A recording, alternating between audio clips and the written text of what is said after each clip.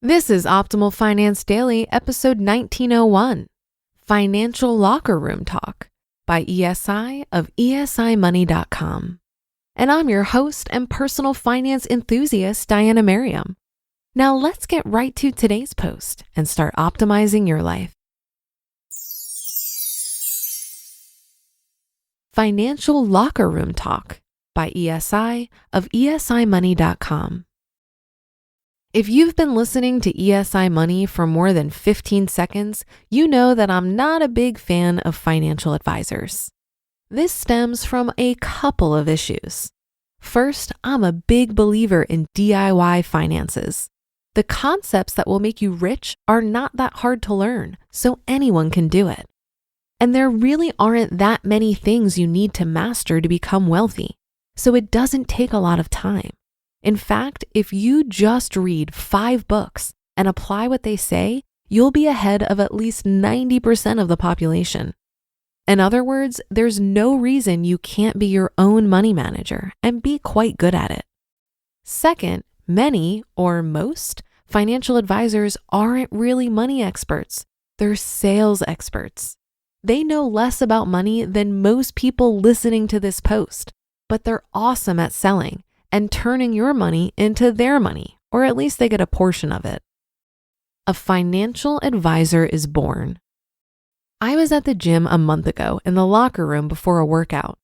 I was getting dressed amid the hustle and bustle of everyone having to rush to work when I heard 2 guys chatting in the set of lockers next to mine. It was all pretty innocuous stuff, family, kids, etc., and I wasn't paying attention to them until one guy said, "Hey, how's the work situation going?" The other guy responded, "Oh, I forgot to tell you, I quit. It was just too stressful. I've actually entered an entirely new field. I'm a financial advisor." I was immediately very interested in this conversation. Lucky for me, the first guy bit on the information and said, "Really? I didn't know you had a background in finance." I could have almost predicted the response. The second guy said, "I don't. You don't really need to know much about money going in. The company teaches you all you need to know." I bet they teach you all you need to know. But then it got better. He said, "It's really a sales job more than anything." "Really, you don't say." Then he added, "Really, selling insurance is what I'm doing. They call me a financial advisor because it sounds better, but I'm really mostly an insurance salesman. I don't think I'll stick with it long, but for now, it's better than the last job." After that, the conversation went in another direction, and I walked upstairs to work out. I guess I shouldn't be surprised at stuff like this after all these years, but it's still almost impossible to believe it every time I hear it. By the way, the conversation previously mentioned is paraphrased. I did not whip out my phone and begin recording them, but the words are close, and the spirit of the conversation is what I wanted to share. The highlight reel. Let's break down the highlights of this short conversation, which show just how bad some financial advisors are these days. Number 1, "I didn't know you had a background in finance." I don't. This is one of the major points I make here regularly. Many financial advisors know very little about actually managing money. So what are they actually advising on? More on that in a minute. Number 2, the company teaches you all you need to know. Of course they do. I'd love to know how much time they devote to teaching about money and how much time they devote to teaching sales techniques. My bet is that the latter gets way more time. Number 3, it's really a sales job more than anything. Truer words were never spoken. Of course, if they're offering value, then why not pay them a fee? But the data seems to suggest that for people with even basic money knowledge and self-control, financial advisors are not worth the fees they charge. Number 4, really selling insurance is what I'm doing. Oh, selling insurance. This is one notch up from selling used cars, in my opinion. Yes, there are good insurance agents out there, of course, but many are the slick Willy sort that make most of us want to lose our lunch. Number 5, they call me a financial advisor because it sounds better. Marketing is at the heart of the financial services industry. I was a marketing executive for 28 years, and I can see what they're doing. It's smart marketing. Who would you be more likely to buy from, a financial advisor or an insurance salesman? And number 6, I don't think I'll stick with it long.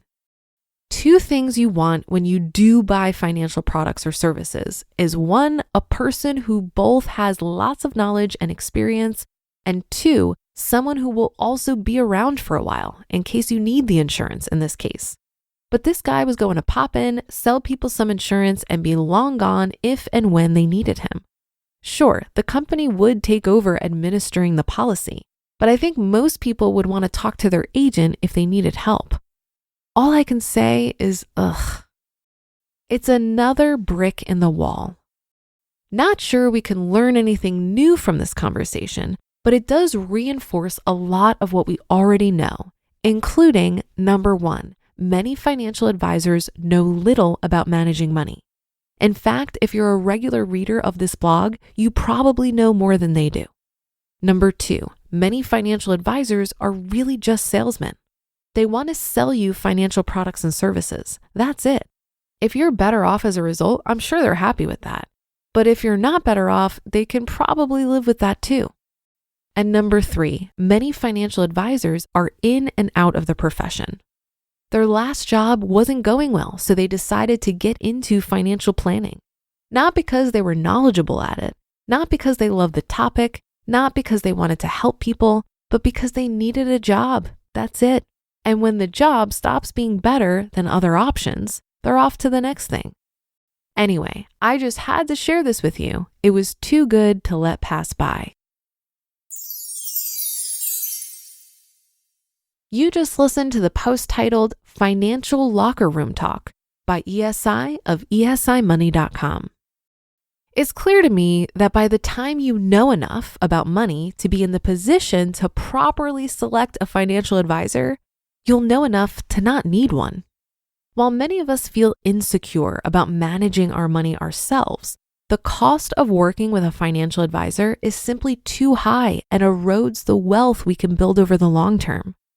I saw a great visual recently that helped demonstrate the effect of assets under management fees, or AUM fees, on a portfolio that I'll describe for you here.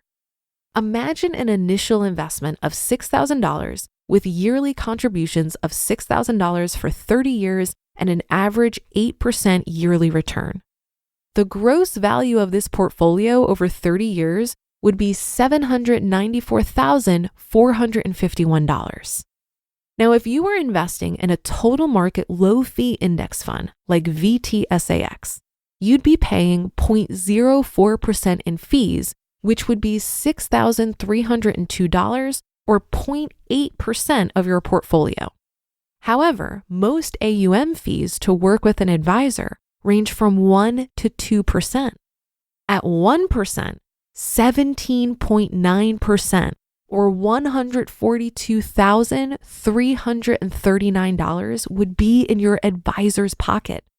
And at a 2% AUM fee, it would be a staggering 32% or $257,180 of your money gone to pay for the advisor. Now, many advisors would claim that this fee is justified because their services can help you beat the market. But we've seen time and time again that 80 to 90% of actively managed portfolios don't beat the market over the long term. Now, I do think there are certain circumstances when working with an advisor makes sense. For example, if you're nearing retirement, shifting your asset allocation, or devising a drawdown strategy. But these are scenarios where you could work with a flat fee advisor and just pay them for their time rather than have them manage your investments. That should do it for another edition of Optimal Finance Daily. I'll be back tomorrow as usual, so I'll see you there on the Wednesday show where your optimal life awaits.